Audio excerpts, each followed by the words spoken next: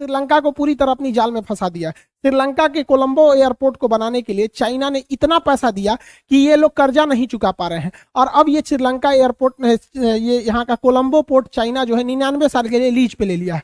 अब बताइए, ये महिंद्रा राजपक्षे जी ये इनको फीता कटवा रहे थे, इस ससुरा उसका खतना काट दिया आप। अब क्या करोगे भैया, चाइना पे भरोसा करोगे तो यही होगा।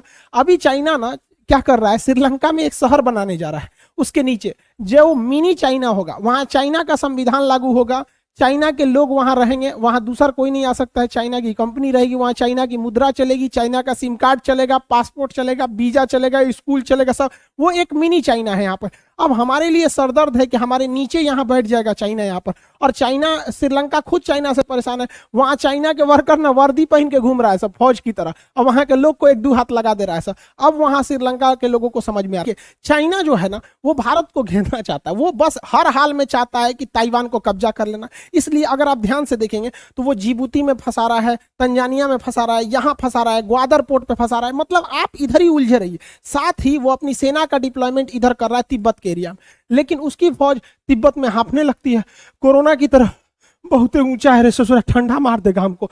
चाइना की फौज यहाँ 15 दिन भी नहीं टिक पाती है, और हमारे यहाँ सियाचिन युद्ध, कारगिल युद्ध पहाड़ों पर जीत लिया गया, तो हम लोग से लड़ना चाइना को नेचुरली थोड़ा सा दिक्कत। देखिए हमारी आर्मी स्ट्रांग है, हमारे पास मोटिवेशन है, एक से एक योद्धा है, बट नो डाउट चाइना के पास लॉजिस्टिक सप्लाई यानी उसकी ट्रेन नेटवर्क, और उसके पास हथियार एमुनेशन तगड़े हैं, यानी उसकी टेक्नोलॉजी और लॉजिस्टिक हमसे तगड़ा है।